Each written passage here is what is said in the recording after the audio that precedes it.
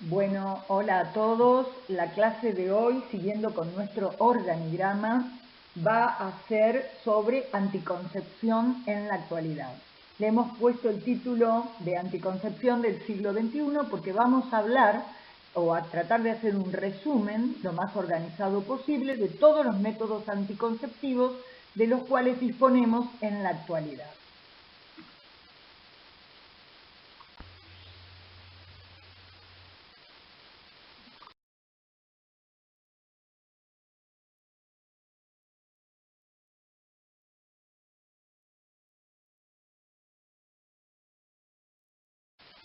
Todos sabemos que un embarazo no deseado es un problema grave y muy frecuente.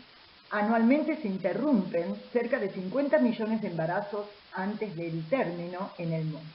Y la mejor prevención primaria de esta situación es la anticoncepción.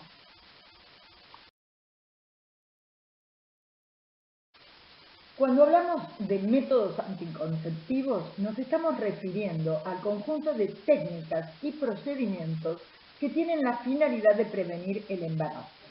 El empleo de los diferentes métodos anticonceptivos constituye la base de la planificación familiar que nos va a permitir el control de la natalidad.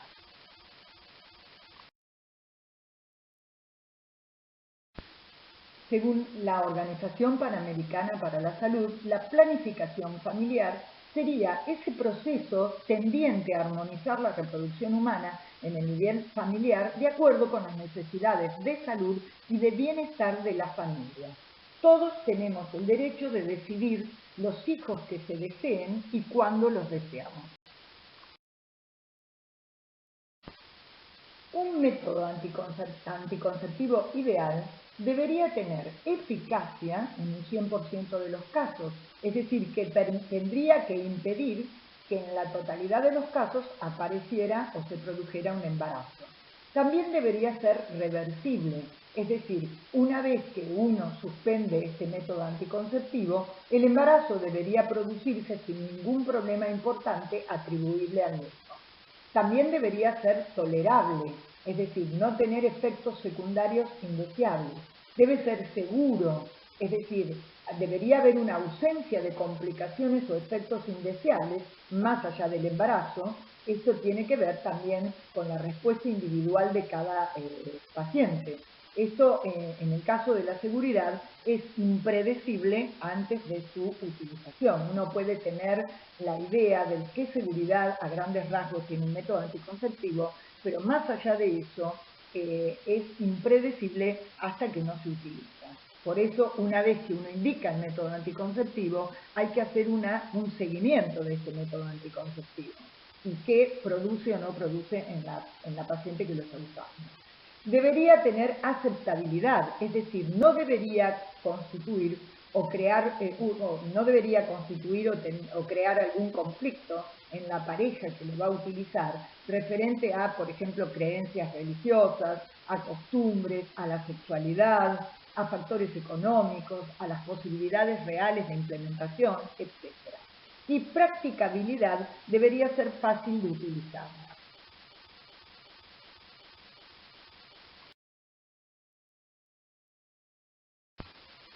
En esta diapositiva vemos el índice de Pearl. El índice de Pearl de cada método anticonceptivo mide eficacia. Acá tienen la fórmula a partir de la cual se calcula el índice de Pearl de cada método anticonceptivo. Lo que me interesa que tengan claro es para qué sirve para evaluar la eficacia del método anticonceptivo.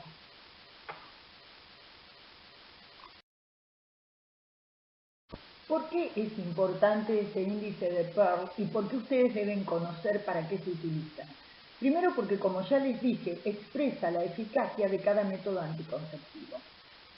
Por ejemplo, si un método anticonceptivo es eficaz, ese índice de Pearl va a ser menos de 10. Si tiene una mediana eficiencia, será entre 10 y 20. Y es pobre cuando es superior a 20. Es muy importante y ustedes cuando evalúan o ven el índice de Pearl van a poder saber si es eficaz, más o menos eficaz o es muy pobre. Por eso es importante que lo conozcan.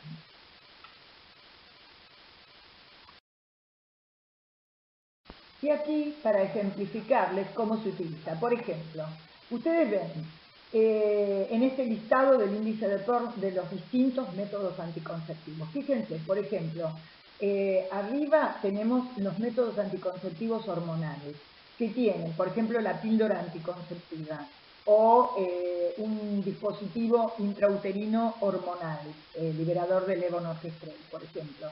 Fíjense, el índice de Pearl en esos casos es entre 0 y 1.2.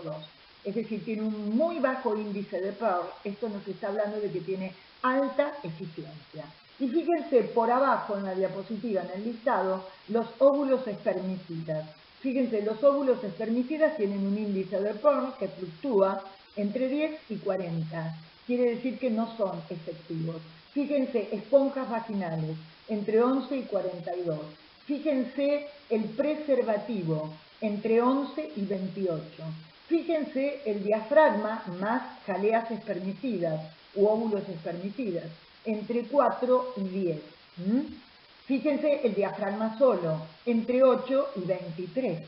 ¿Se dan cuenta? Más bajo es el índice de Pearl, más eficacia anticonceptiva va a tener el método que estamos evaluando.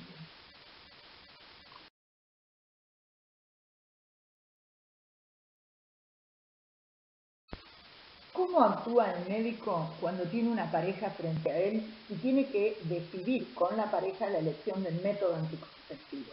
Bueno, la tarea del médico es informar a la pareja sobre las ventajas y desventajas de cada uno de los métodos anticonceptivos que le parecen adecuados para que esta pareja en cuestión utilice.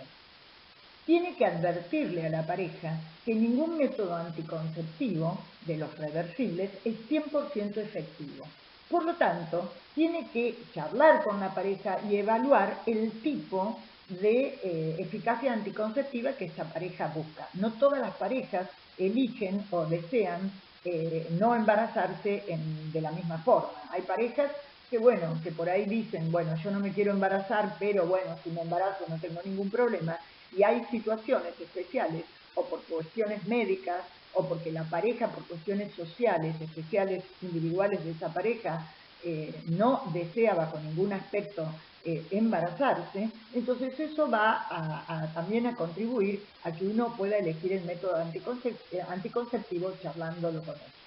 Entonces, si una pareja necesita una anticoncepción muy segura por el motivo que sea, muchísimas veces nosotros también podemos indicarle un uso combinado. Por ejemplo, la señora puede utilizar un diafragma o puede utilizar un diafragma más adicionarle, qué sé yo, una jalea espermicida, lo cual le va a otorgar un poquitito más de eficacia.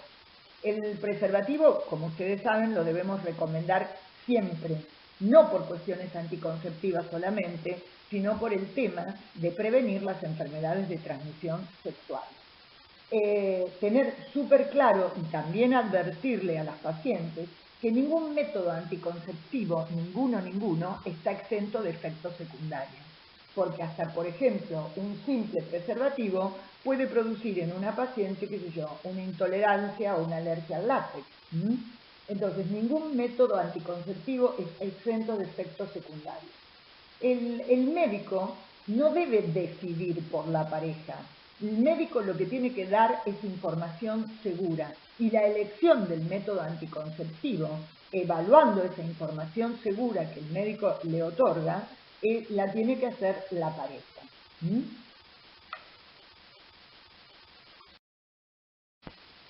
Cuando nosotros vamos a aconsejar y hablarles de métodos anticonceptivos a esta pareja que tenemos delante en el consultorio, vamos a tener en cuenta distintos factores. Algunos, por ejemplo, van a ser inherentes a esta pareja individualmente.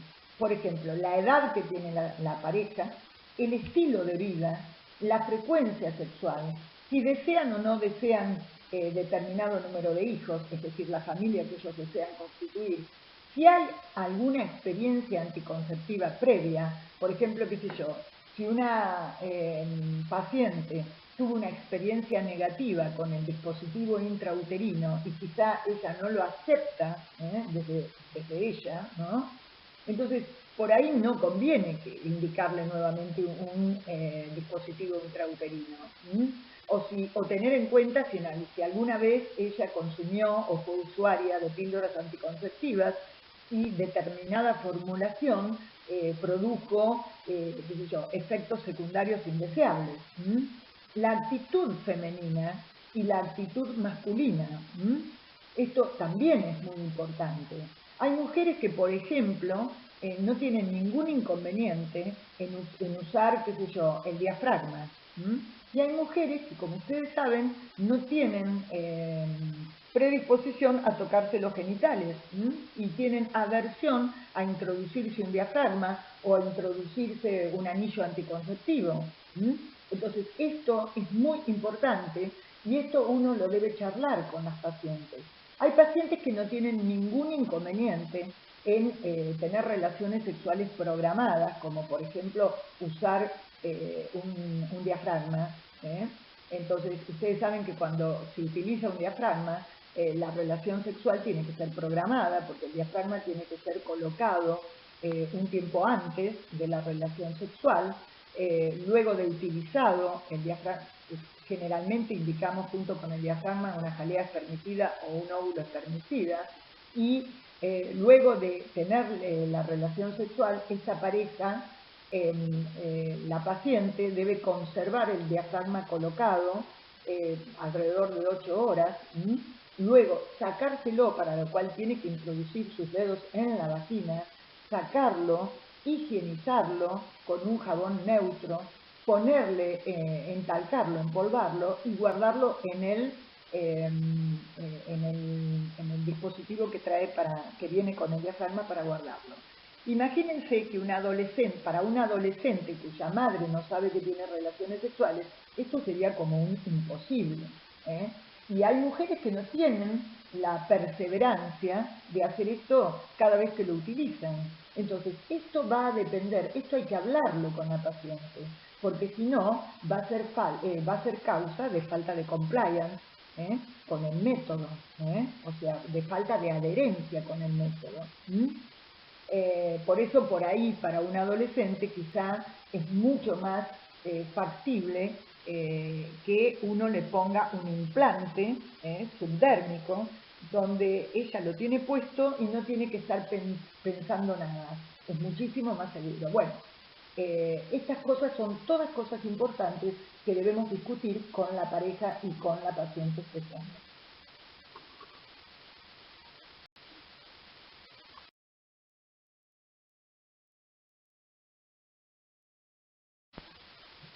También son importantes los factores inherentes a la salud de la paciente. El estado de salud de la paciente es importantísimo evaluar. La historia clínica menstrual, los antecedentes obstétricos, el examen físico, el examen ginecológico, etc. Por ejemplo, si una paciente tiene una malformación uterina, jamás le podrán indicar un SIU o un DIU, un sistema intrauterino como el liberador de levonorgestrel o el dispositivo intrauterino con cobre. Es decir, si tiene una malformación uterina, si tiene un útero bidelfo, si tiene un tabique o si tiene un útero hipoplásico, ustedes no le pueden indicar eso. Entonces, es fundamental, fíjense, el examen físico de la paciente y el examen ginecológico. Si la paciente es hipertensa, están contraindicados, por ejemplo, los anticonceptivos hormonales combinados que tienen estrógenos. Están absolutamente contraindicados. Si una paciente es nulípara, no es el mejor método anticonceptivo el DIU con cobre, por ejemplo. El dispositivo liberador de levonorgestrel, en este momento en Argentina disponemos de uno que es de tamaño mucho más pequeño que el habitual y que se puede colocar en pacientes nulíparas. De todas maneras, exige previamente a la indicación y al intento de inserción que la paciente tenga una ecografía ginecológica donde se haya realizado una histerometría y esta paciente nulípara en la que uno piensa, por ejemplo, que va a colocar el dispositivo liberador del levonorgestrel, el más pequeño, tiene que tener una longitud, una histerometría, en el diámetro longitudinal que tiene que ser mayor a 6,5 centímetros. Entonces, como ven, el examen físico total de la paciente, una correcta anamnesis y quizá el pedido de algunos estudios complementarios son imprescindibles cuando uno va a indicar algún método anticonceptivo. Si una paciente, por ejemplo, tiene dismenorrea e hipermenorrea, jamás le podrán indicar un DIU con cobre, por ejemplo, porque le va a producir más dolor y más hipermenorrea. En ese caso, por ahí, si ustedes van a utilizar o a indicar un dispositivo intrauterino, correspondería o sería mucho mejor que le indiquen un SIU, un sistema endouterino liberador del levonorgestrel, porque va a hacer que la paciente, ese levonorgestrel que es progesterona, va a sedar el útero, porque la progesterona tiene una acción sedante sobre el músculo uterino que va a aliviar su hipermenorrea, a la vez que va a impedir que prolifere tanto el endometrio y tenga un endometrio mucho más bajito, con lo cual la pérdida menstrual va a ser muchísimo más acotada. Entonces, como ven, estas cosas hay que tenerlas muy en cuenta porque hacen a que la paciente esté muy bien con su método anticonceptivo o que el método anticonceptivo sea realmente un fracaso.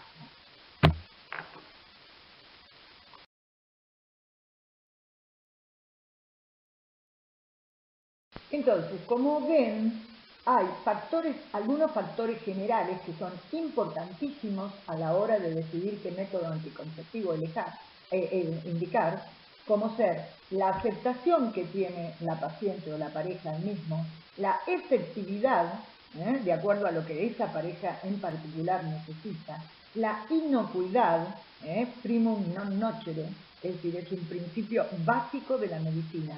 Primero, no dañar y luego cumplir con el objetivo médico que uno desea. Reversibilidad, es decir, que en este momento que yo necesito anticoncepción, el método anticonceptivo tiene que funcionar, pero cuando dejamos de utilizar ese método anticonceptivo, la paciente tiene que volver a la situación anterior. El costo también es importante, no todo el mundo puede afrontar el costo de determinados métodos anticonceptivos, esto hay que discutirlo con la paciente, y la practicidad, porque si es algo que la practicidad y la aceptación son importantísimos a la hora de la compliance del método.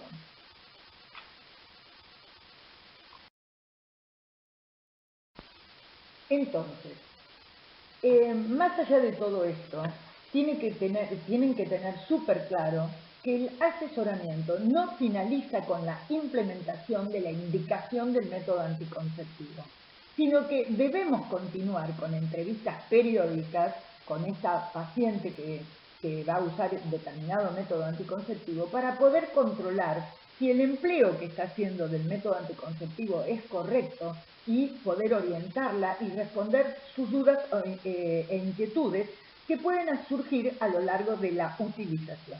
Es decir, no es que le indicamos el método anticonceptivo y nos olvidamos. Es muy importante el seguimiento, por lo menos hasta estar seguros que la paciente lo implementa bien, que no le vamos a producir ningún daño, que comprendió perfectamente. Esto es muy importante.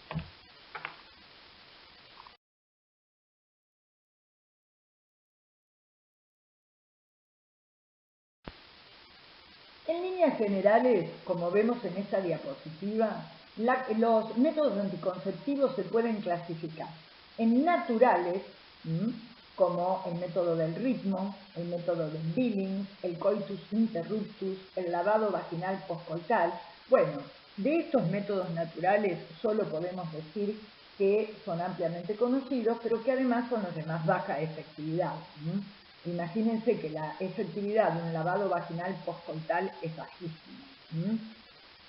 Físicos como el diafragma, el preservativo, el DIU con cobre, ¿no es cierto? Químicos como las espumas, los óvulos espermicidas, las cremas espermicidas, las esponjas, etc. Hormonales como en la píldora anticonceptiva, entonces estamos hablando de hormonales orales, inyectables, los parches transdérmicos anticonceptivos y los intracorporales como los implantes subdérmicos y los implantes intrauterinos como el SIU del levonorgestrel y el anillo vaginal. Y quirúrgicos como la ligadura y la resección tubaria o la vasectomía. Bueno, en este slide pueden ver las fotitos que yo les puse de los métodos anticonceptivos físicos de barrera. Por ejemplo, acá tienen el diafragma.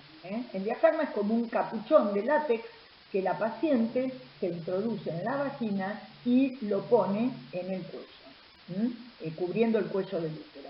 El primer diafragma fue utilizado en el año 1880, es un método re viejo en Alemania. El diafragma tiene ventajas y desventajas. ¿Qué ventajas tiene? Bueno, en general no tiene efectos colaterales importantes. Es muy útil por ahí en mujeres con relaciones sexuales poco frecuentes. Permite el control de la anticoncepción por la mujer en forma activa. Por supuesto, requiere un control ginecológico previo. Esto está bueno porque hace que la paciente venga a la consulta y ayuda a valorar la salud de la mujer. No es caro, porque se puede utilizar por largo tiempo. Un diafragma le puede durar a una paciente 1 o 2 años. Si la paciente lo coloca bien y está bien indicado, no interfiere ni con la relación sexual ni con el orgasmo.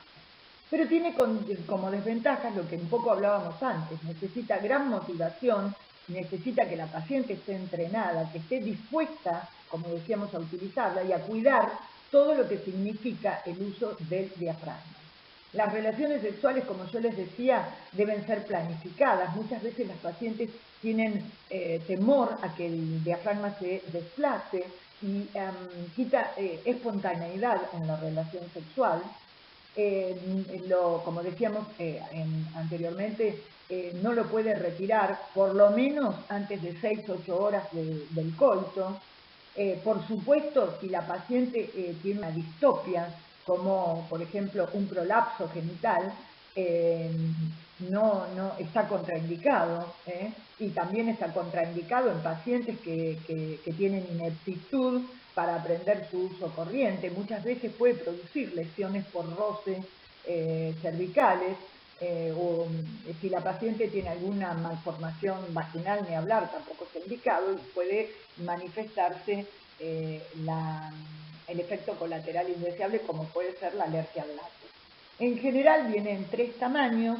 El ginecólogo debe examinar a la paciente y le va a indicar, de acuerdo al tamaño de su cuello y de su vagina, el que le parezca más adecuado. Generalmente, para levantar la efectividad, porque no es un método de gran efectividad anticonceptiva, se da en conjunto con una jalea espermicida.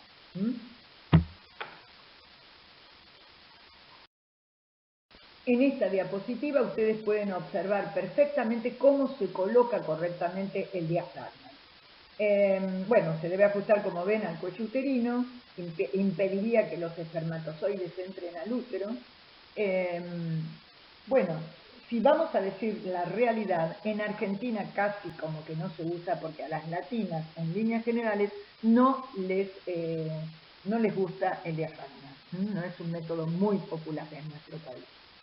Pero obviamente debemos conocerlo, porque cada método, nosotros tenemos la obligación de conocer todos los métodos anticonceptivos, porque por ahí vamos a tener el caso donde este método pueda ser aplicable y una paciente pueda utilizarlo. ¿Ok?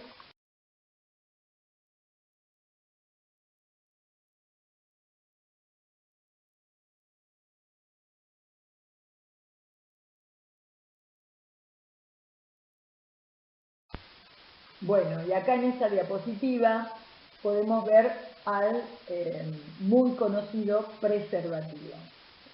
Bueno, como ventajas, su uso es sencillo, previene las enfermedades de transmisión sexual, es eficaz como método anticonceptivo si si es utilizado correctamente, tiene buena eficacia, como decimos, cuando está utilizado correctamente, y podemos aumentar esa eficacia si se asocia con espermicidas. Pero, por supuesto, tiene fallas, como posponer la colocación al final del juego sexual, que se pueda romper, que quede suelto en la vagina derramándose el esperma o que no esté colocado correctamente. Y las desventajas podrían ser que es caro para una pareja estable con relaciones sexuales continuas, que muchos, especialmente hombres, se quejan de una menor sensibilidad durante el coito. Muchas veces hay un rechazo emocional o psicológico. Obviamente quita espontaneidad a la relación sexual, no es apropiado en disfunciones eréctiles y podría una paciente tener alergia al lácteo.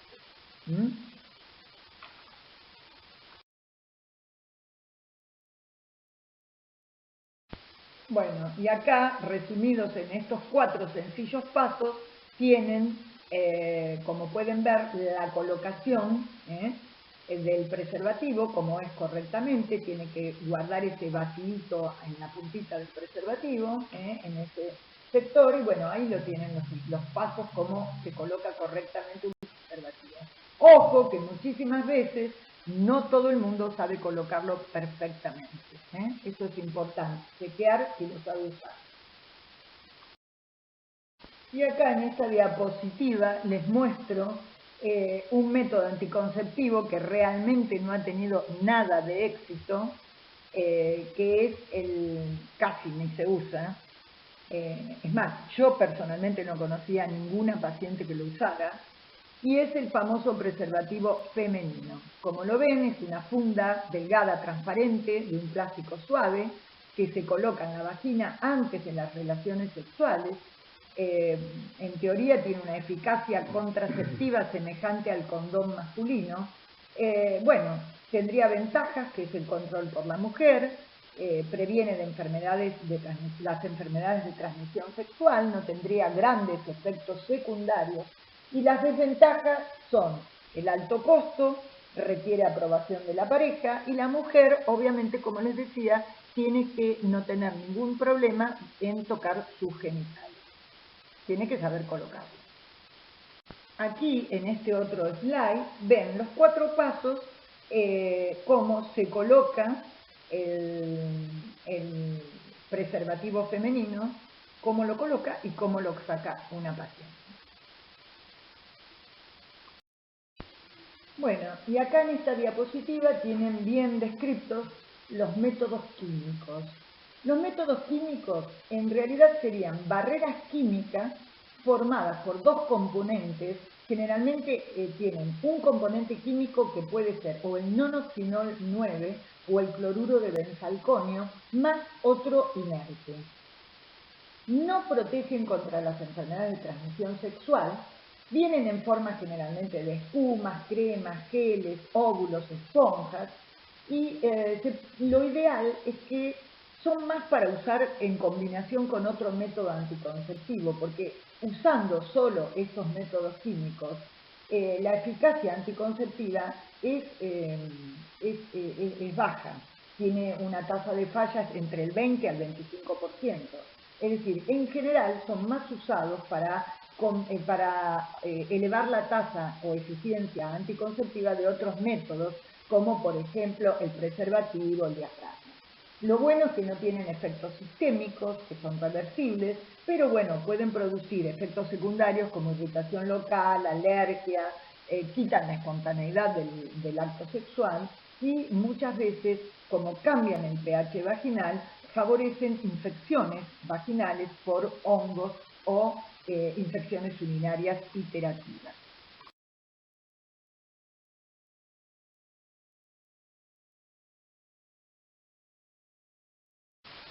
Bueno, vamos a hablar un poco del dispositivo intrauterino, del DIU. Los podemos clasificar en inertes, bioactivos con cobre y bioactivos con hormonas. Inertes, es decir, el dispositivo solo, sin cobre, ni aquel que es liberador de hormonas, no hay más en el mercado en Argentina. En una época los tuvimos, solamente tenían el material inerte, ese plastiquito, no tenían cobre ni liberaban ningún tipo de hormona, y actuaban porque producían una reacción inflamatoria endometrial, un aumento de progesterona por reflejo nervioso, es decir, se cree que tenía una acción preimplantatoria. Después aparecieron los bioactivos con cobre, de estos sí disponemos, que producen inhibición de la motilidad y migración espermática. Tienen o podríamos decir que tienen un mecanismo de acción preconcepcional.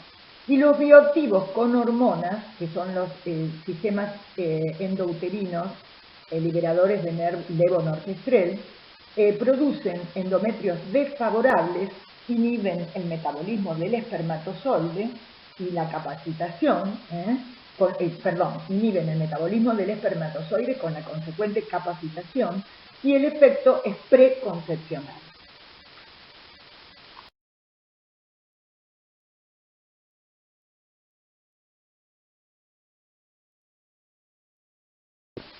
En este slide podemos ver el dispositivo intrauterino. Como ven, hay distintos modelos. Tienen una parte inerte, que es ese plastiquito que ustedes ven, y la parte del cobre, que va a venir con distintas cargas de cobre, que el médico va a evaluar a qué paciente le va a colocar con mayor carga de cobre o menor carga de cobre. Pero lo importante es que ustedes tienen que tener en claro que tienen una alta eficacia, entre un 96 a 98%, es ideal para la mujer que haya tenido por lo menos uno o más hijos. La paciente tiene que ser eumenorreica, esto es importantísimo, sin antecedentes de enfermedad inflamatoria pelviana ni de embarazo ectópico, y que sea una paciente confiable en el sentido de que acuda a los controles periódicos. Bueno, acá en este slide podemos ver los distintos modelos de dispositivos intrauterinos con cobre. Como ven, tienen distintas formitas, la parte inerte, que es el plastiquito, y tienen el sector que tiene el cobre. Cada modelo va a tener distinta carga de cobre. Eso lo va a elegir el médico de acuerdo a la paciente en particular. Son ideales para la mujer que haya tenido uno o más hijos. Yo no lo pondría en una nulípara, en líneas generales no es ideal para una nulípara. La paciente tiene que ser eumenorreica, no tiene que tener antecedentes de EPI, de enfermedad inflamatoria pelviana, ni de embarazo ectópico, y tiene que ser una paciente confiable que acuda a los controles periódicos, porque hay que controlarlo, ¿no es cierto? Acá tenemos las contraindicaciones del DIU. Unas son absolutas y otras son relativas. Absolutas, embarazo, obviamente. Uno debe asegurarse que la paciente no debe estar embarazada. El ideal es colocarlo o con la paciente menstruando o teniendo un test de embarazo negativo. Sangrado genital sin diagnóstico. Imagínense si yo le pongo un DIU a una paciente que tiene un cáncer de cuello. Es importantísimo tener muy claro que la paciente sea una paciente sana, que no tenga una EPI aguda o crónica, que no tenga malformaciones uterinas, como decíamos antes. Imagínense si yo le quiero introducir un dispositivo intrauterino, un DIU, a una paciente que tiene un útero hipoplástico. Obviamente la voy a perforar. Que no tenga coagulopatías y, bueno, como dijimos anteriormente, que no tenga ninguna sospecha de malignidad genital. Y como contraindicaciones relativas, el antecedente de EPI y de embarazo ectópico, asegurándonos perfectamente que la paciente está curada y que va a ser una paciente que podamos controlar. que no tenga una estenosis cervical, tendríamos que poder sortearla, que por supuesto, como les dije anteriormente, no tenga una hipermenorrea o una dismenorrea porque las va a acentuar, y obviamente alergia al cobre. Bueno, y esta diapositiva es para hablar de las complicaciones. Bueno, el embarazo ectópico es una de las complicaciones posibles con el DIU con cobre. Siempre debemos sospecharlo ante un embarazo, ante un abdomen agudo o atraso menstrual en una mujer portadora de DIU, ya que la paciente portadora de DIU está comprobado que tiene de 4 a 6 veces más posibilidades de tener un embarazo ectópico. Translocación es más frecuente, por ejemplo, cuando se coloca posparto en multíparas o en pacientes anémicos. Perforación uterina, siempre en el momento de la inserción, generalmente se produce, expulsión, y la EPI, que es la más frecuente y la más temida de las complicaciones. Por eso uno le debe poner un dispositivo intrauterino a aquellas pacientes que sabemos que son confiables y que van a hacer un control estricto en cuanto al seguimiento. No ponerle un DIU a una paciente que va a desaparecer de nuestra vista. Siempre tiene que ser una paciente que uno sabe que se va a controlar. Bueno, obviamente antes de la inserción hay que hacer una anamnesis minuciosa, un examen ginecológico, por supuesto, evaluar y constatar que la paciente esté sana. Tiene que tener su control en tiempo y forma de su tracto genital inferior y descartar factores de riesgo, embarazo o infecciones genitales.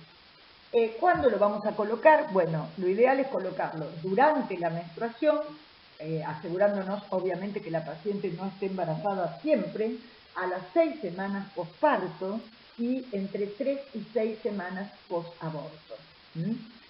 Nosotros esperamos este lapso de tiempo posparto y posaborto porque, como ustedes saben, cuando una paciente se embaraza, el útero crece y luego tiene que volver a su tamaño habitual. Entonces es importante que se haya producido la retracción uterina para tener, donde va a tener el tamaño definitivo. Los controles, una vez que lo colocamos, son a la semana generalmente, al mes y a los 6 meses. Cuando lo colocamos es importante en lo inmediato hacer una ecografía para corroborar que la inserción haya sido correcta. Siempre debemos advertirle a la paciente que existe la posibilidad de expulsión, o sea, adiestrarla en que observe esto y decirle en este tipo de dispositivos con cobre que la menstruación podría ser un poco más dolorosa y un poco más abundante y que cualquier duda o ante cualquier problema desde ya debe concurrir al control o debe advertir a su médico.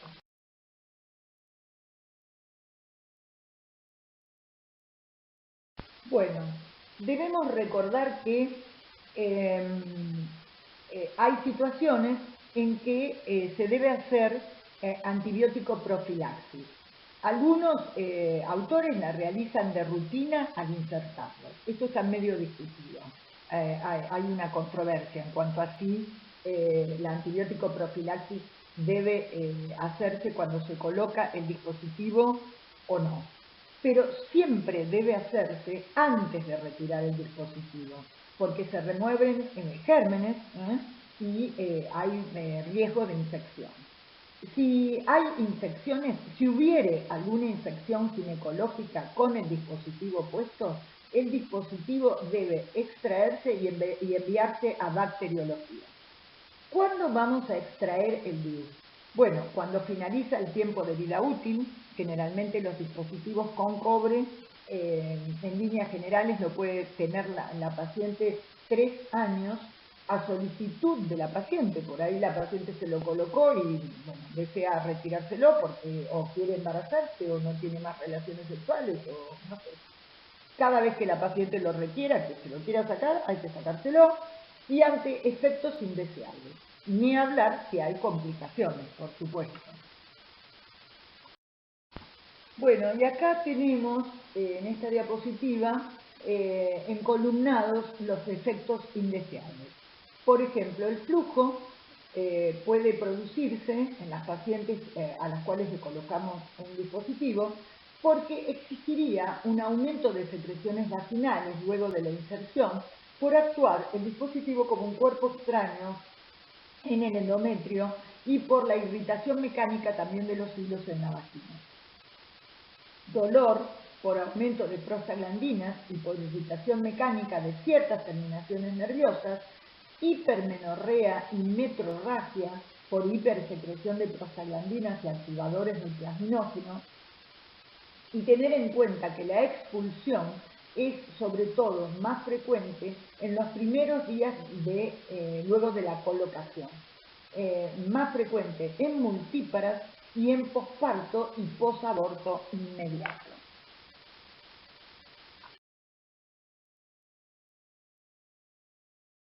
Bueno, como ustedes saben, cuando una paciente se coloca un DIU es porque no se quiere embarazar, pero no es un método 100% eficaz. Por lo tanto, en algunas situaciones, pocas en líneas generales, se puede producir un embarazo en una paciente portadora de un DIU. Entonces nosotros tenemos que tener muy claro qué hacer en estos casos. En primer lugar, hay que realizar una ecografía porque hay que saber muy bien si la paciente que tiene el dispositivo tiene un embarazo ectópico o si tiene un embarazo ortotópico, porque es totalmente distinto la situación. Si es un embarazo ortotópico y se ven los hilos, hay que retirar de inmediato en forma muy suave, si es posible.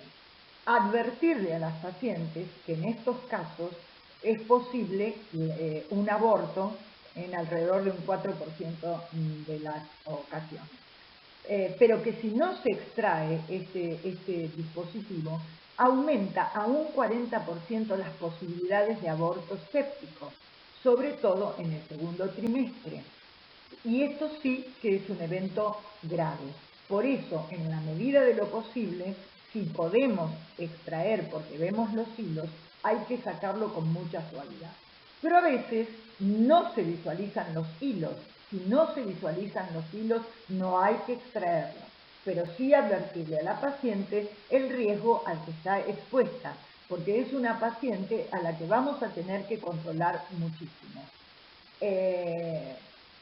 Por suerte, en la mayoría de los casos no pasa absolutamente nada y se produce el parto o sale primero el feto y las membranas y luego el DIU, o el DIU primero y luego el feto y las membranas.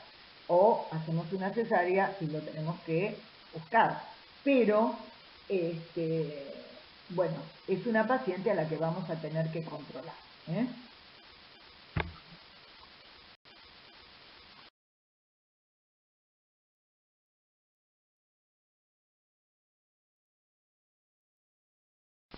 Bueno, acá en la diapositiva esta tenemos el endoceptivo liberador de levonorgestrel. O sea, es un dispositivo intrauterino medical o sistema intrauterino liberador de levonorgestrel.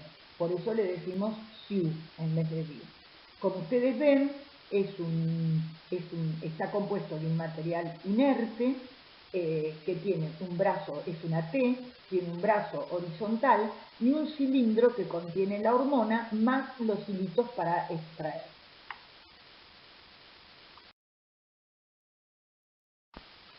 En esta diapositiva está ejemplificado el mecanismo de acción. A la derecha tienen un corte sagital de un útero con el dispositivo colocado. y a la izquierda vemos un corte del dispositivo y la pared uterina. Entonces vemos cómo el vastaguito del dispositivo contiene 52 miligramos de levonorgestrel, eso es lo que lleva el sistema liberador en ese cilindro que tiene el levonorgestrel. La pared de ese cilindro actúa como una membrana y a través de esa membrana va a pasar el levonorgestrel, que se va a ir liberando de a poco. El cilindro contiene 52 miligramos y se libera promedio 14 microgramos diarios.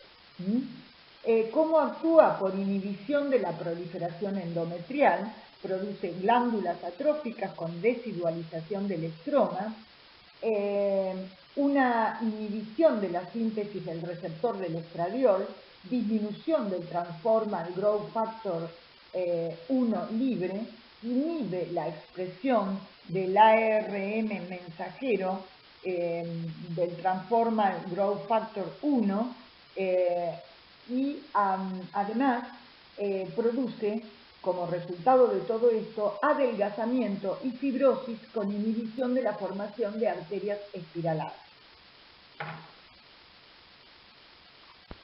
Bueno, y acá tenemos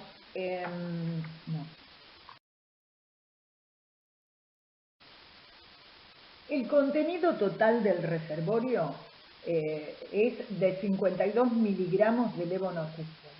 Se cree que inicialmente la liberación es de 20 microgramos día, luego hay un promedio de liberación de 14 microgramos día, a los 5 años se han constatado 11 microgramos día y a los 8 años 10 microgramos día. Está aprobado tanto por FDA como por ANMAT para 5 años de anticoncepción. La incidencia de embarazo ectópico con el dispositivo de levonorgestrel es muy baja. La enfermedad inflamatoria pelviana, francamente, tiene menor incidencia respecto al DIU con cobre. No produce cambios significativos ni en la tensión arterial, ni en el metabolismo lipídico, ni en el metabolismo hidrocarbonado, ni en los factores de coagulación o sobre la función hepática, porque prácticamente la dispersión sistémica del levonorgestrel es nula y también puede utilizarse en la lactancia. El mecanismo de acción es actuar principalmente modificando el moco cervical, aunque en ocasiones produce anovulación. Bueno,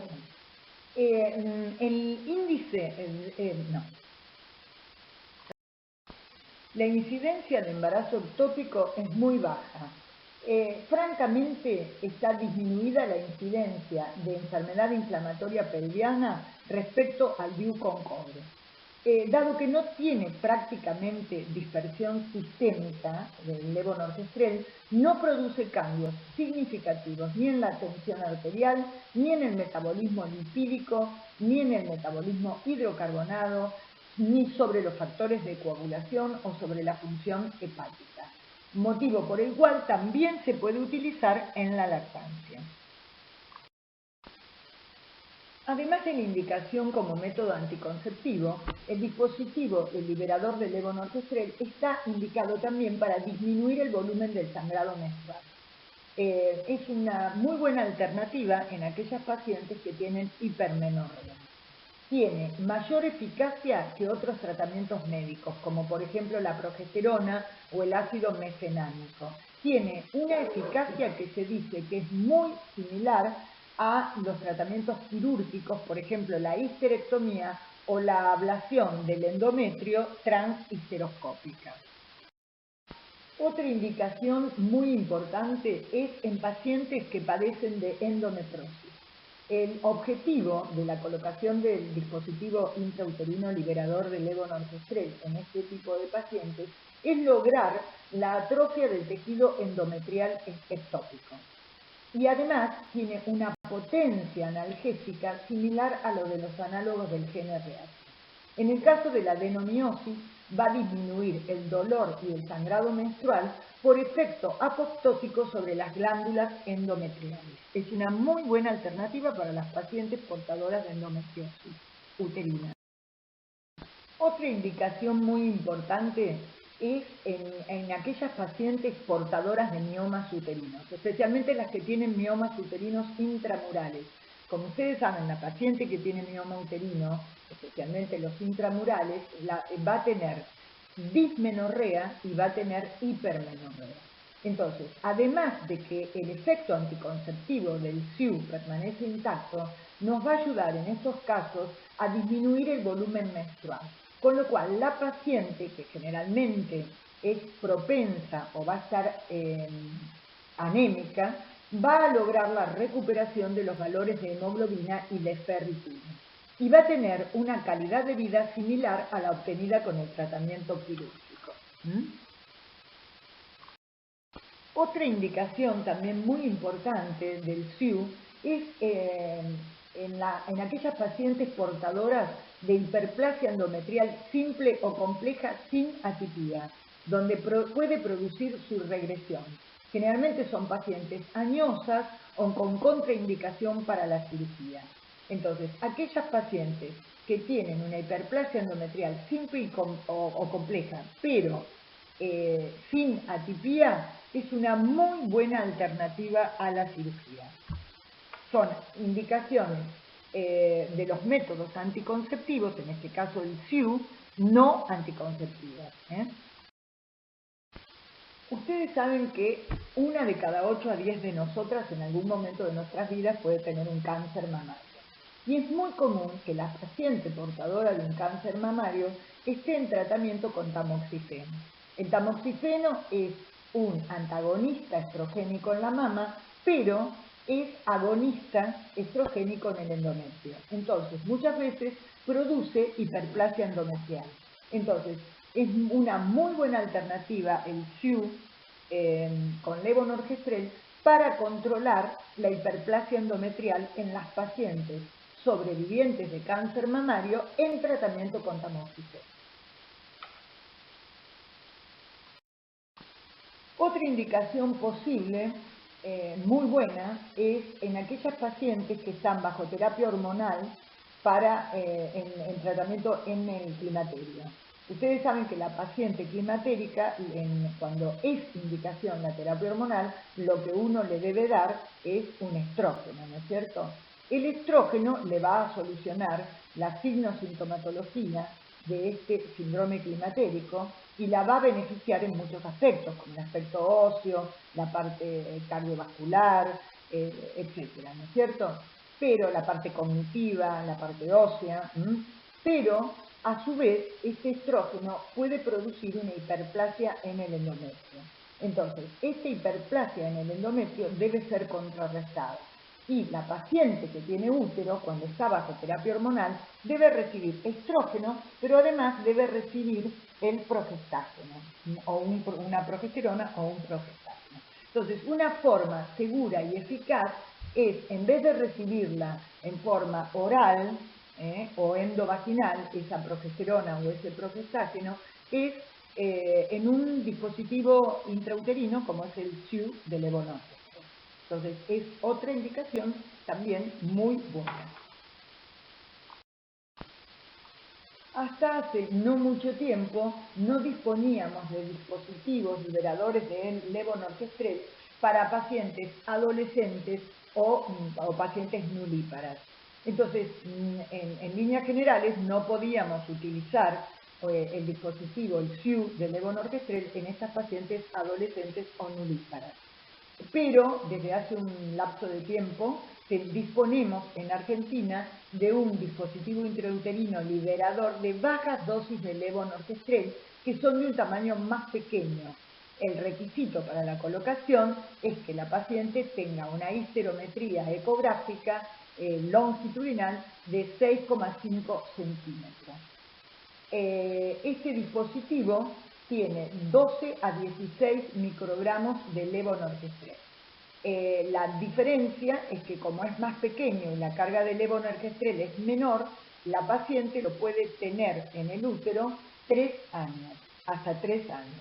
Va a producir disminución del sangrado menstrual y va a tener mucho menor riesgo de enfermedad inflamatoria previa que el dispositivo con cobre. Entonces, en conclusión, lo que podemos decir es que el SIU liberador de levonorgestrel es altamente efectivo como método anticonceptivo, es un método anticonceptivo de larga duración, es rápidamente reversible cuando uno lo extrae, como hemos visto tiene múltiples efectos colaterales beneficiosos y amplias posibilidades terapéuticas. Tiene amplias posibilidades terapéuticas más allá de ser utilizado como método anticonceptivo. Bueno, ahora vamos a seguir con los métodos anticonceptivos hormonales orales, la píldora anticonceptiva.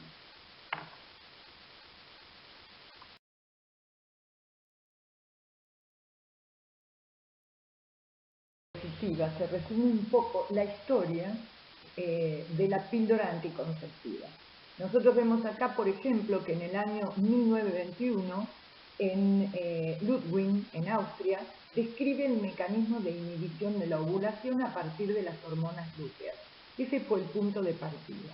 En el año 51, Margaret Sanger, que era una activista heroína de la liberación femenina por vía de la planificación familiar, encarga a Pincus, que era un científico, un método fácil para la anticoncepción hormonal oral. En el año 55, Pincus, Rock y García comienzan a utilizar los anticonceptivos en mujeres, en modo experimental, ¿no es cierto? Y en el 57, Pincus y Rock presentan los primeros trabajos sobre progestina y mestranol para el tratamiento de las alteraciones menstruales que luego fueron aprobados por la FDA, que viene a ser como la MAT de Argentina, en Estados Unidos, para la anticoncepción hormonal. En el año 60 se comercializa el primer anticonceptivo hormonal en Estados Unidos.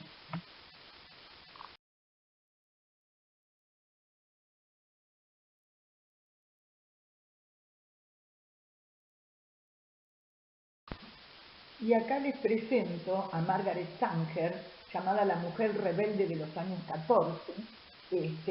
Era una activista y fundadora de la Liga Estadounidense para el Control de la Natalidad, liga que ella fundó en el año 1921 y que después en el año 42 se convirtió en la Federación Americana para la Planificación Familiar. Luego también ella fundó y fue presidente de la Federación Internacional de Planificación Familiar. Esta mujer tuvo varios casos judiciales que facilitaron además la legalización del aborto, pero la legalización del aborto como método anticonceptivo en Estados Unidos. También ella tenía una visión muy especial, aprobaba la eugenesia. Es una figura emblemática en Estados Unidos en defensa de los derechos reproductivos, pero ella tenía una visión muy particular sobre el aborto. Ella, más que como un tema de liberación, lo tomaba como un tema que tenía que ver con el peligro que significaba para la madre. Y su visión sobre la sexualidad era una visión diferente, era la visión más parecida a la visión del siglo XIX. Era para ella como una debilidad que tenían las personas, el sexo, y veía el control de la natalidad como un medio para prevenir los efectos indeseados del acto sexual. Lo cierto es que contribuyó muchísimo en la posibilidad de la obtención de estos métodos anticonceptivos hormonales.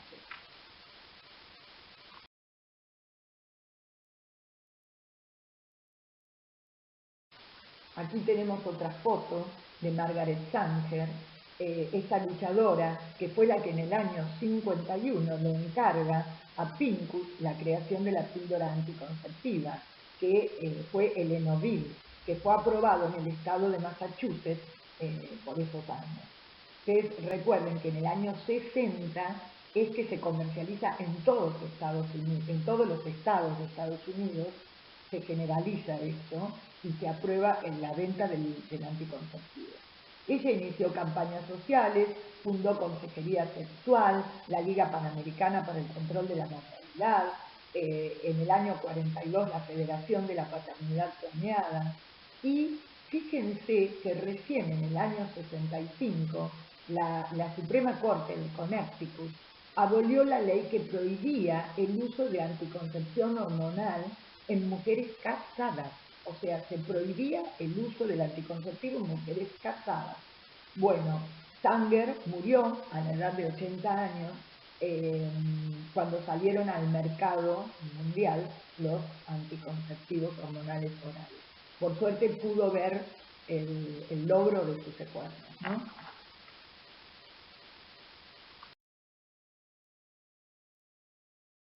Fíjense, esta es la portada del diario Clarín del año de Argentina del viernes 19 de agosto de 1960. Fíjense cómo se anunciaba. Pronto se venderán píldoras anticonceptivas.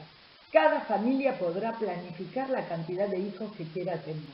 En poco tiempo más, las farmacias de Estados Unidos y en poco tiempo más, quizás las de todo el mundo, ofrecerán un producto que sin dudas causará polémica, las píldoras anticonceptivas. Es decir, que ustedes piensen que la historia de la anticoncepción no tiene tantos años. Sin embargo, hemos evolucionado muchísimo, ¿no es cierto? Y la píldora anticonceptiva fue evolucionando muchísimo. De aquella píldora con altas dosis de estrógenos y aquellos progestágenos en alta dosis, se fue bajando muchísimo la dosis del estrógeno y el tipo del gestágeno fundamentalmente. Se redujo la dosis del estrógeno y se cambiaron los estrógenos, pero en general, como ustedes saben, nosotros en la actualidad, cuando elegimos, tenemos etinilestradiol o estradiol, ¿no es cierto?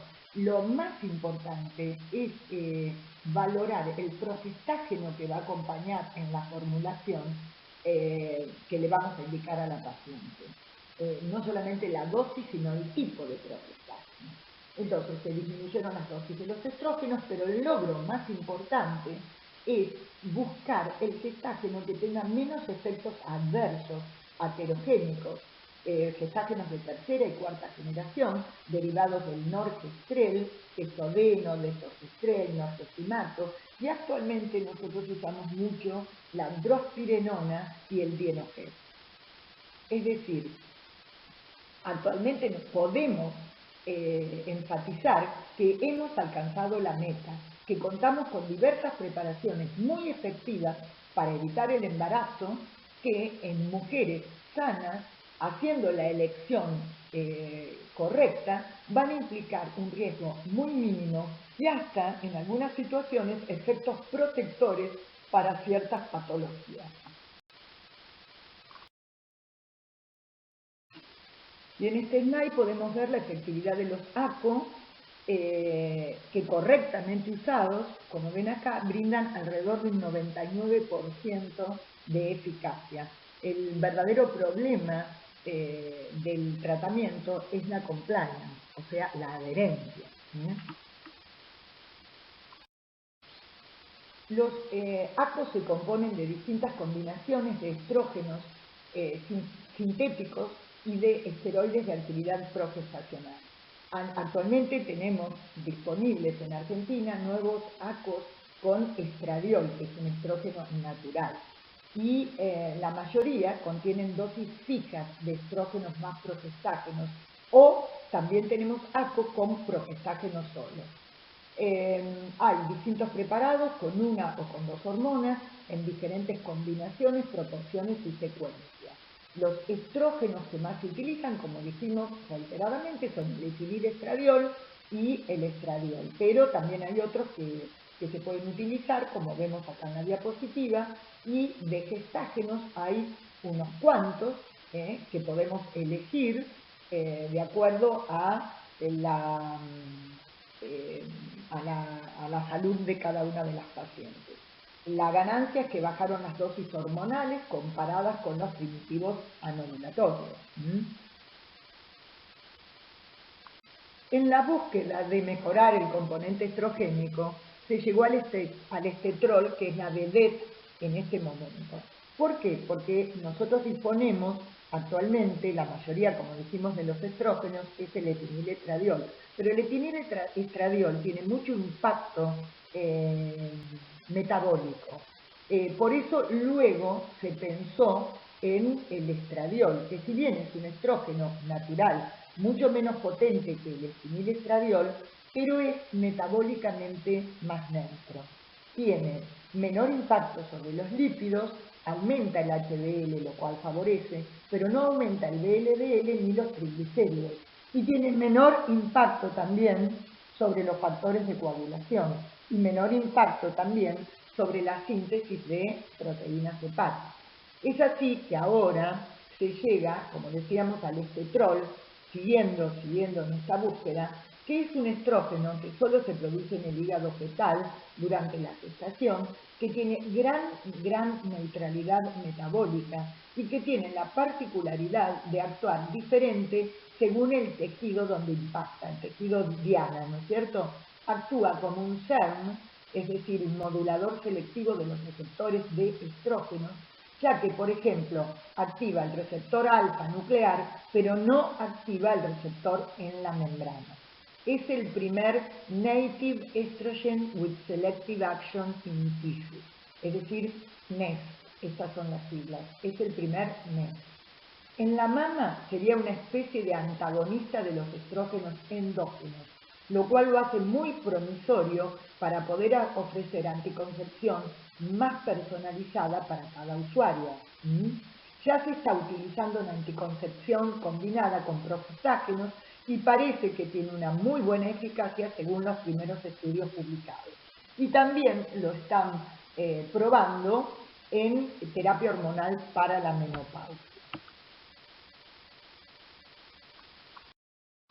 Cuando nos referimos al mecanismo de acción de los ACO, decimos que inhiben la ovulación, producen cambios además en el moco cervical y en el endometrio que dificultan el ascenso espermático y la anidación del óvulo en caso de que se produjera la fecundación, y los preparados que son de solo progestágenos, lo que se conoce también como mini píldora de progestágenos, producen una importante alteración del moco cervical que dificulta el ascenso espermático.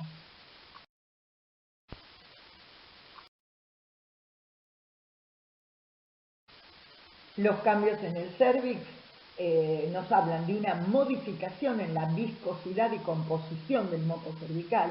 Este moco cervical, si ustedes lo observan en la paciente usuaria de ACO, es escaso, viscoso, poco filante, con lo cual inhibe el transporte de los espermatozoides.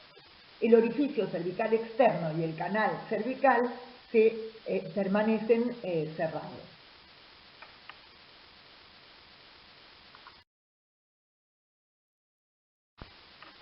Las modificaciones que se producen en el endometrio por los ACO no tienen relación a reducción de la receptividad del huevo fecundado. Por lo tanto, nada podrá impedir la implantación de un embrión que produce beta-HCG en concentraciones suficientes. ¿Esto qué quiere decir? Que los anticonceptivos hormonales no son abortivos por sus efectos endometriales. Entonces, concretamente, inhiben la ovulación, producen cambios en el cérvix, como vimos, inhiben la maduración endometrial, producen alteraciones de la fisiología tubaria, provocan una interferencia en la capacitación espermática y una interferencia de la secreción de progesterona por el cuerpo líquido. Todo esto está probado.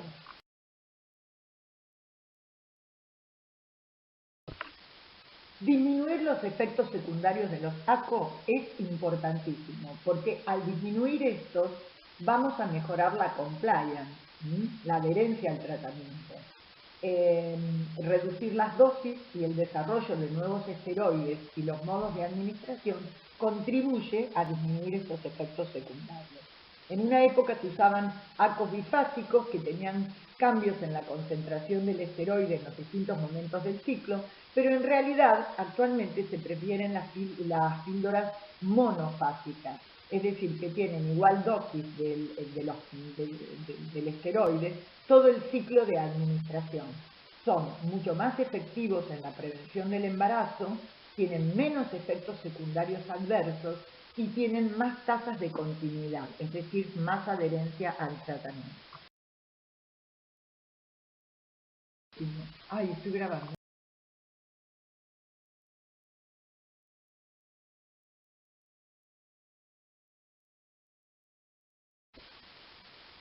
Cuando hablamos del tipo de progestágeno que acompaña al estrógeno en la formulación de un anticonceptivo, tenemos que tener en cuenta que nosotros podemos usar indicar progestágenos de primera generación, como el acetato de medroxiprogesterona, la norepinefrina, la ciptosterona, de segunda generación, como el norgestrel, el levonorgestrel, de tercera generación, como el desogestrel, el norgesimato, el gestodeno, o de última generación, como por ejemplo la androspirenona y el dienogel.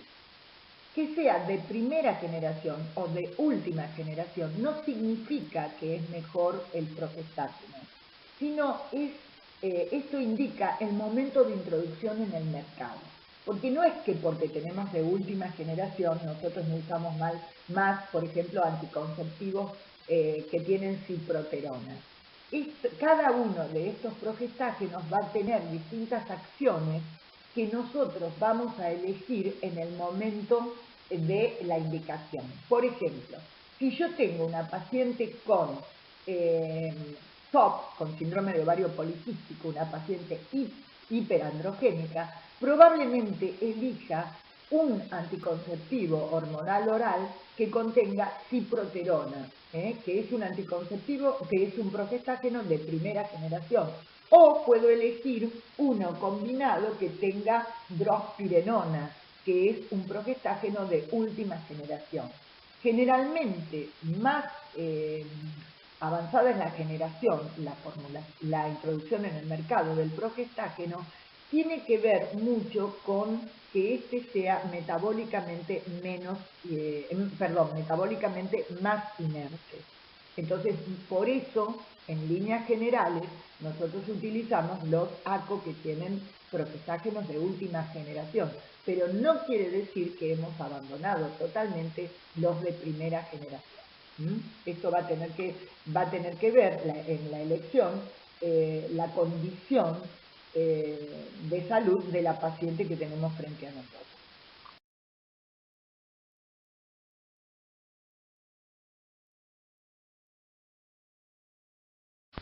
Bueno, y acá en esta diapositiva están encolumnadas las distintas ventajas y desventajas de los ACO. Por ejemplo, obviamente, si una paciente utiliza un método anticonceptivo como un ACO, vamos a disminuir la cantidad de abortos provocados, las menstruaciones van a ser más regulares y generalmente indoloras, vamos a tener menos cáncer de ovario y de endometrio, menos EPI, va a haber una menor inhibición una menor progresión clínica de la artritis reumatoidea, vamos a prevenir la anemia, va a tener una mayor densidad de masa ósea, vamos a poder ejercer un control de la endometriosis y los quistes de ovario benignos, vamos a tener menos enfermedad mamaria benigna, vamos a poder controlar muchísimas veces el acné, va a tener mejor calidad de vida sexual, porque nada que ver la tranquilidad de disminuir la posibilidad de un embarazo no deseado, y generalmente las ventajas que tienen los ACO es que son reversibles.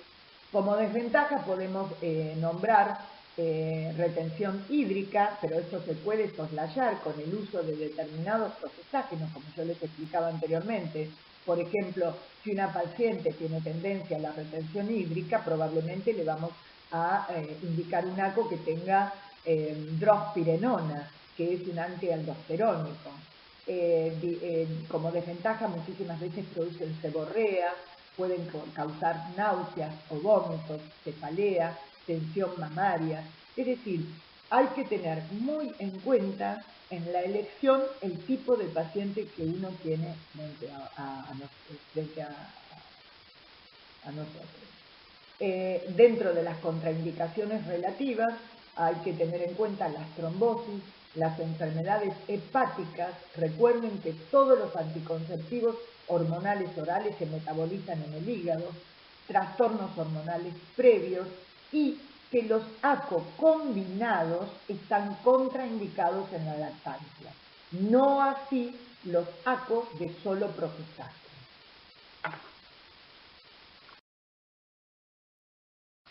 Acá vemos los distintos tipos de anticonceptivos hormonales. Los orales, los inyectables, los parches transdérmicos, el anillo vaginal, los implantes, aquellos anticonceptivos de rango extendido y dentro de los anticonceptivos hormonales de solo progestágenos, la mini píldora, que es un anticonceptivo hormonal oral, los de depósito y los implantes.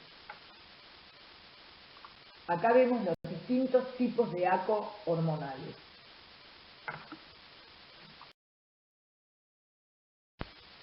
Y acá, este slide es quizá uno de los más importantes, porque son las contraindicaciones de los anticonceptivos hormonales orales combinados, según la Organización Mundial de la Salud. Es muy, muy importante tener en cuenta esto.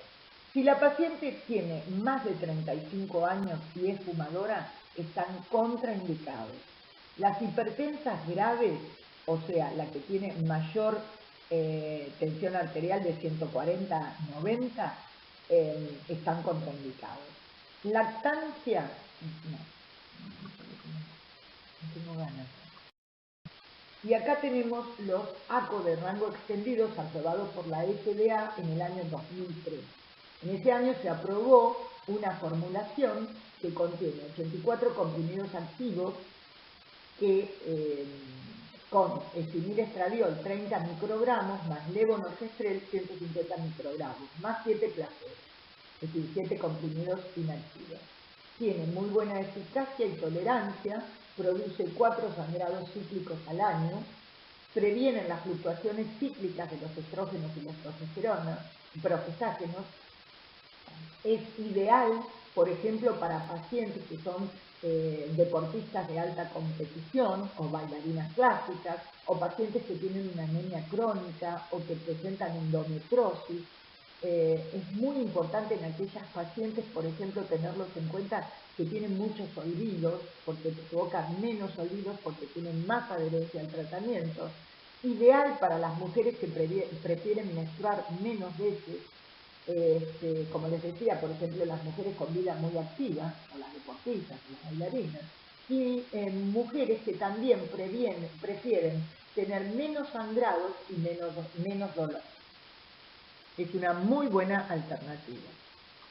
Y acá les presento los anticonceptivos hormonales orales de rango extendido que fueron aprobados por la FDA en el año 2003. Es una formulación de 84 comprimidos activos combinados con estimil-estradiol 30 microgramos y levonorgestrel 150 microgramos, más 7 comprimidos inactivos. Estos son ideales para darle a las pacientes, por ejemplo, competidoras de alta, ¿cómo se dice? Y estos son los ACO de rango extendido aprobados por la FDA en el año 2003. En este año la FDA aprobó una formulación de 84 comprimidos activos combinados con estimil-estradiol de 30 microgramos más levonorgestrel 150 microgramos con 7 comprimidos inactivos, es decir, placebo. Estos son ideales para, por ejemplo, los deportistas de alta competición o las bailarinas clásicas o cada vez que una paciente desee menos sangrados al año, porque van a provocar 4 sangrados cíclicos al año, tienen muy buena eficacia y tolerancia, previenen las fluctuaciones cíclicas de niveles de estimil-estradiol y levonorgestrel, la anemia crónica, es una indicación también excelente para las pacientes. Endometriosis. Y en este slide tenemos señalados algunos de los beneficios no ginecológicos de los ACO. Por ejemplo, inhiben la progresión clínica de la artritis reumatoidea. Ustedes saben que en la artritis reumatoidea se involucra mucho la desestabilización hormonal que tienen las pacientes durante el ciclo.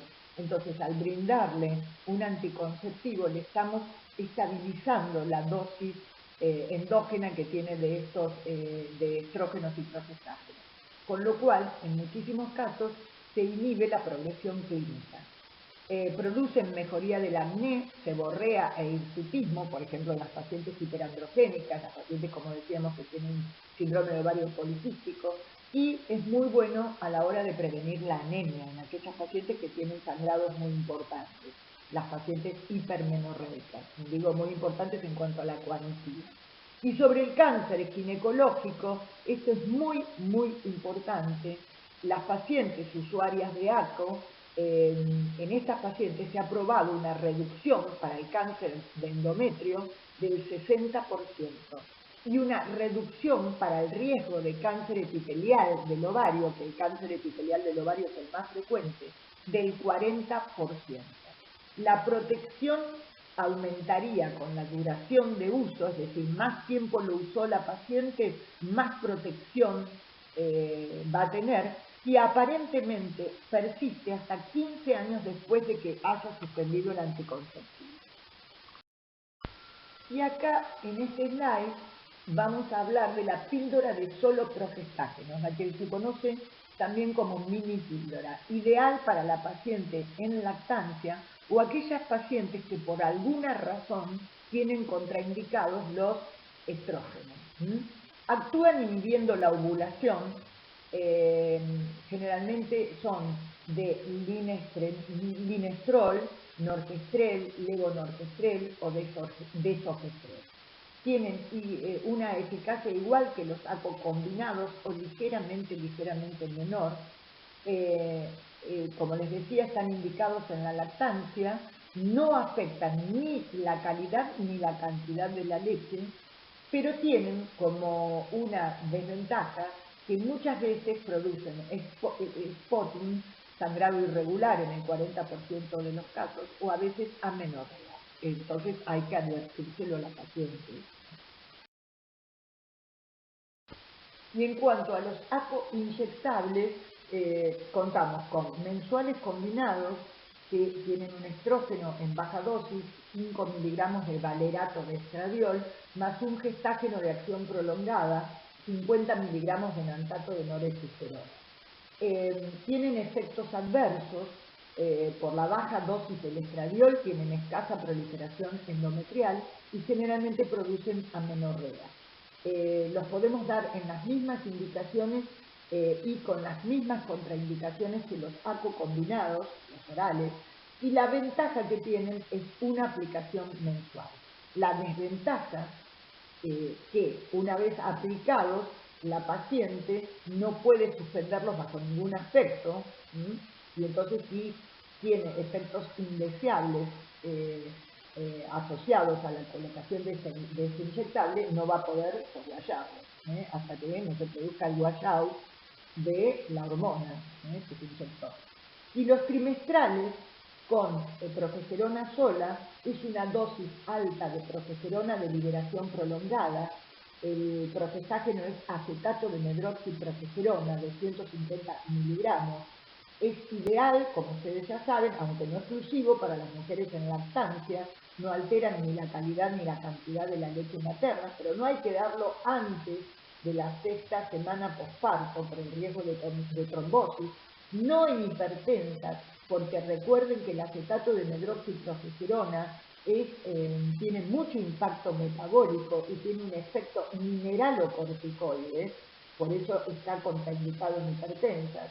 Se puede dar en mujeres con endometriosis, mujeres con menstruaciones abundantes con anemia ferropénica, por supuesto inhiben la ovulación, aumentan la consistencia del moco cervical y 60% de las usuarias van a tener como efecto, que para algunas es adverso, la amenorrea. Por eso ustedes lo tienen que, se la tienen que explicar a las pacientes cuando le dan este progestario. Y el parche transdérmico, que en Europa se usa bastante y en los países escandinavos también se usa mucho, es un parche que se recambia semanalmente, comienza su uso el primer día de menstruación, se cambia semanalmente y se utiliza 3 semanas y una de descanso. Tiene una mejor compliance que con los ACO, la eficacia es igual. Generalmente administra en los preparados que estaban disponibles en nuestro país, que ahora están discontinuados, 150 miligramos día de norelgestromina, que es un metabolito del norgesinato, y 20 miligramos día de etinilestradiol. Con esta dosis es muy importante tener en cuenta que la paciente no puede pesar más de 90 kilos, si no nos vamos a quedar insuficientes con la dosis. En esta diapositiva vemos las distintas formas del parche. Este parche la paciente se lo debe colocar en la piel del abdomen o en el brazo o en la espalda, como ven acá. Y de verdad, cuando lo tuvimos disponible en Argentina, no tuvo mucha aceptación. En general, las latinas no prefieren el parche por motivos estéticos. No les gusta que se le vea el parche. Hay sociedades, como las sociedades escandinavas, que las pacientes no tienen ningún problema y lo lucen sin ningún problema el parche, pero acá verdaderamente no ha tenido mucho éxito. Además de que era caro en su momento. Y aquí pueden ver los distintos tipos de parche. Algunos son redonditos, otros son unos parches cuadraditos, que la paciente se puede colocar en la piel del abdomen o en el brazo o en la espalda. Realmente cuando estuvieron en Argentina no tuvieron mucha aceptación por las latinas, porque por la... No. Y acá tienen los anillos vaginales, como ven en la diapositiva, es un anillo de Silastic blando, flexible, que tiene más o menos 5 centímetros de diámetro. Está medicado con etinilestradiol, 2.7 miligramos y 11.7 miligramos de etonorgestrel. Hay combinados y también hay solo de progesterona. Estos, obvio, se pueden utilizar en la lactancia. Los que tienen solo progesterona tienen acetato de medroxiprogesterona, levonorgestrel, megestrol o progesterona. Liberan, diariamente etinilestradiol 15 microcentigramos y 120 miligramos de etonorgestrel. Tienen una liberación constante de los dos esteroides que permite concentraciones uniformes en la sangre. Evitan el primer paso hepático, por lo tanto disminuyen el efecto indeseable de los esteroides. El perfil lipídico no se modifica, pero a veces se han encontrado niveles de triglicéridos un poco más altos que con los ACO. Cada anillo se utiliza durante un ciclo de 3 semanas y luego se retira el anillo una semana y es ahí donde se va a producir el sangrado por deprivación. El anillo debe conservarse para tener relaciones sexuales, pero en el caso de retirarlo hay que recordarle a las pacientes que no puede permanecer más de 3 horas fuera de la vagina y por supuesto retirarlo, lavarlo y volverlo a insertar. La inserción es fácil y la remoción es fácil. Es importante que la paciente tenga en cuenta, uno la debe adiestrar, pero no es que ese anillo tiene que rodear el cervix. El anillo va a actuar colocado en el fondo de la vagina y no le va a molestar. No es necesario que esté rodeando el cervix como si fuera el diafragma. Los efectos adversos son, pueden ser alteraciones en el sangrado, cefalea, vaginitis, leucorrea y muchas veces náuseas también. No muchas veces, algunas veces náuseas. Tiene una alta eficacia anticonceptiva.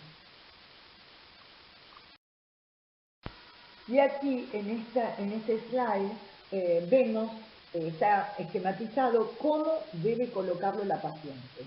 Ven, fíjense, cuando lo introduce en la vagina, no es necesario que esté rodeando el cuello, debe llevarlo con sus dedos hasta el fondo del saco posterior. Como novedad, les cuento que el 27 de agosto de 2018 la FDA aprueba en Estados Unidos un nuevo anillo vaginal que puede ser utilizado durante un año. Es un sistema vaginal de acetato de testosterona y etinilestradiol. Es el primer anticonceptivo de anillo vaginal que puede utilizarse durante un año entero. En Estados Unidos está a la venta, se utiliza, tiene muy buenos resultados, muy buena adherencia. En Argentina aún no disponemos de él. Es muy importante tener presente que el anillo endovaginal está contraindicado en pacientes fumadoras, especialmente mayores de 35 años, en aquellas que hayan tenido enfermedad cardiovascular grave, antecedentes de tromboembolismo venoso o hipertensión arterial, cáncer mamario o cáncer estrógeno dependiente, sangrado uterino anómalo no diagnosticado y el uso de combinaciones de medicamentos contra la hepatitis C que contienen Ombistavir, Paritaprevir, Ritonavir, Condesasuvir o Sineste. Y acá les presento los implantes anticonceptivos. Se fueron desarrollando como unas varillas que se insertan debajo de la piel subdermis. Liberan gestágenos en forma continua por 3 a 5 años. Se diferencian por el número de varillas, el gestágeno que liberan y la duración de acción. Los más modernos son de 1 o 2 varillas. Empezaron desarrollándose con 7 varillas, luego bajaron a 5 varillas y luego fueron bajando. El gestágeno generalmente es el levonorgestrel. Actualmente el que nosotros disponemos en Argentina es de 1 varilla y contiene etonorgestrel. El efecto adverso es el sangrado uterino irregular y el acné.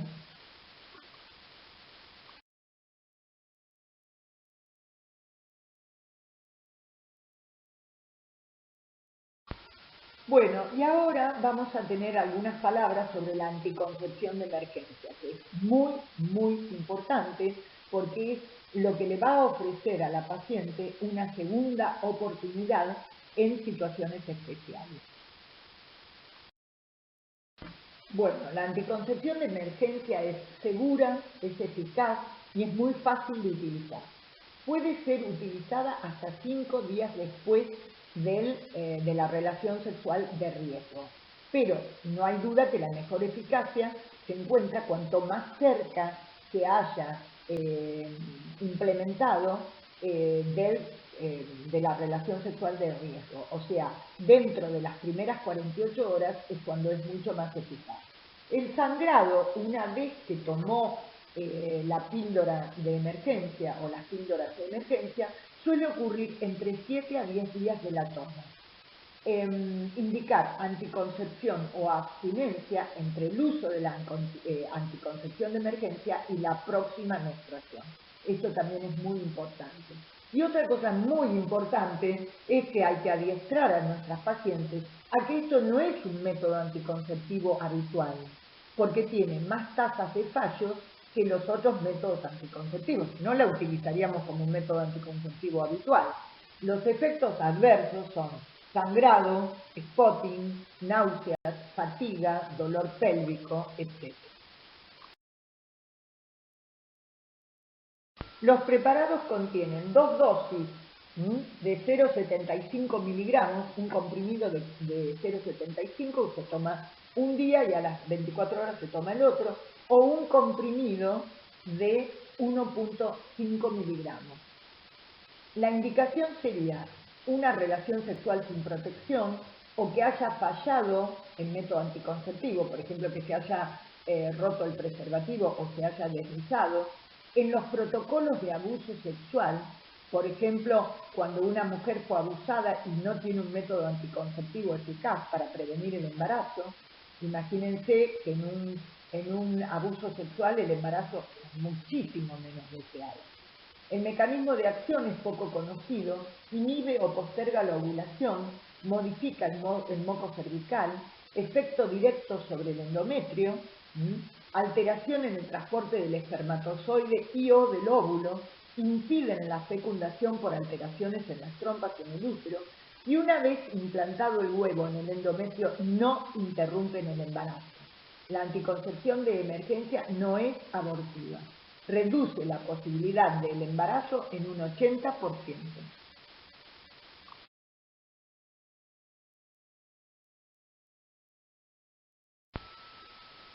Dos palabras sobre anticoncepción quirúrgica voluntaria. Ustedes saben que en estos casos se impediría la fecundación del óvulo por el espermatozoide mediante un procedimiento quirúrgico. Y acá cabe hablar de los métodos de esterilización tanto en la mujer como en el hombre. Y en Argentina, en el año 2006, se promulga la Ley Nacional 26.130 que indicaba que a los mayores de edad, con solo su consentimiento, podían solicitar en los hospitales públicos y privados que se les practique una ligadura tubaria o una vasectomía sin ningún tipo de condición médica. Y es muy, muy importante, antes de indicar o proceder a alguna de estas técnicas, que los pacientes deben tener un asesoramiento, como digo, previo a la implementación de este método anticonceptivo quirúrgico. Es muy importante explicarles de modo que ellos comprendan perfectamente que es un método permanente. Hay que enfatizar en la naturaleza de esto, de que es un método permanente. Si bien existe la posibilidad de una reversibilidad mediante tratamientos específicos quirúrgicos y luego el paciente se arrepiente, ustedes saben que las tasas de éxito de estas correcciones quirúrgicas posteriores no son las mejores del mundo, son muy bajas. Entonces, esto hay que explicárselo muy bien, no solo cómo es la realización del procedimiento, sino que prácticamente la irreversibilidad del método. Entonces, la ligadura tubaria se hace bajo anestesia general.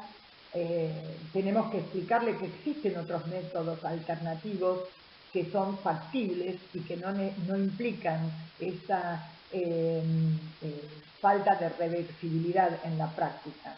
Evaluar las razones que tiene la paciente o el paciente para elegir estos métodos y aclarar que se deben seguir usando el preservativo por la protección para enfermedades de transmisión sexual. Obviamente se debe contar con un consentimiento informado. ¿Cómo se hace la ligadura tubaria? Bueno, la forma más sencilla es por la laparoscopia, pero nosotros durante muchísimo tiempo lo hacíamos por la laparotomía, con una técnica tradicional irreversible, que era la técnica de Pomeroy, ligábamos con lino o cactus y otras veces hacíamos la sección y la ligadura y muchas veces también se hacía la salpingectomía. Por laparoscopia, seccionando y electrocoagulando ambas trompas, hay que enfatizar, por supuesto, que esto es prácticamente irreversible. Y luego hay otros métodos mecánicos, tales como la colocación de clips metálicos, clips de titanio, bandas de silicona. Eso es reversible, esto es lo que tiene de ventajoso. Nosotros no contamos con esto en la práctica. Métodos químicos, etc.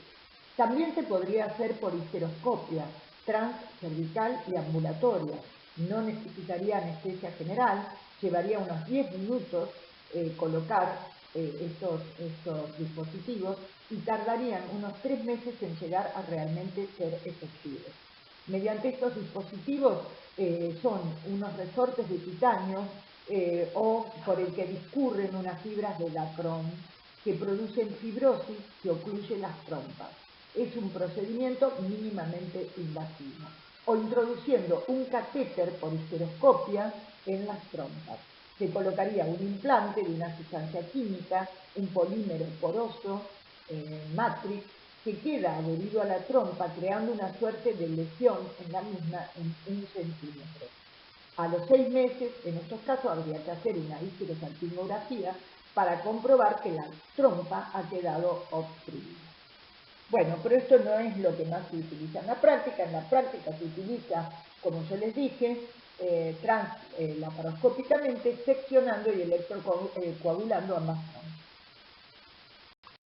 Bueno, la vasectomía consiste en la interrupción de los conductos deferentes para evitar la presencia del espermatozoide en el eyaculado.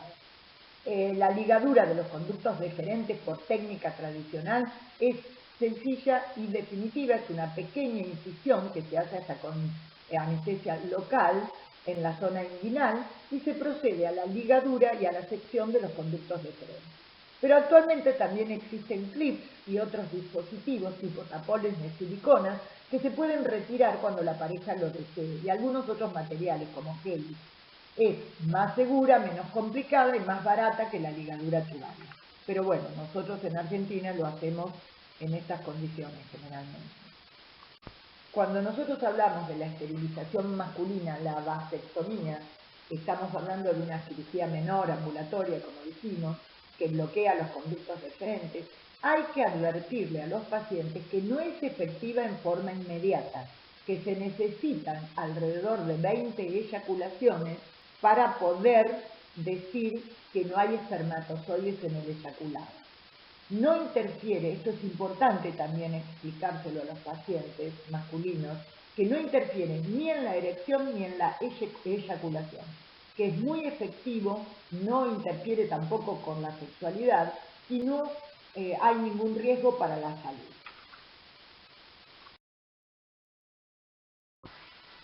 Y quiero finalizar y concluir diciéndoles que a pesar de todo lo que les conté a lo largo de estas 2 charlas de anticoncepción, tengan muy en cuenta que es importantísimo que nosotros nos formemos en este área de la ginecología, porque a pesar de todo lo que se ha evolucionado y de todo lo que ustedes aprenden, solo el 30% de las mujeres en el mundo utilizan algún método anticonceptivo.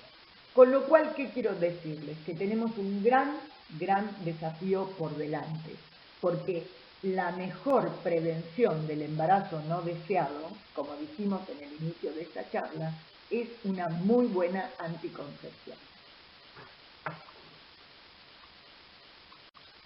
Y con esa linda imagen del lago di Como en Italia, los invito a que continuemos aprendiendo mientras nos quedamos en casa.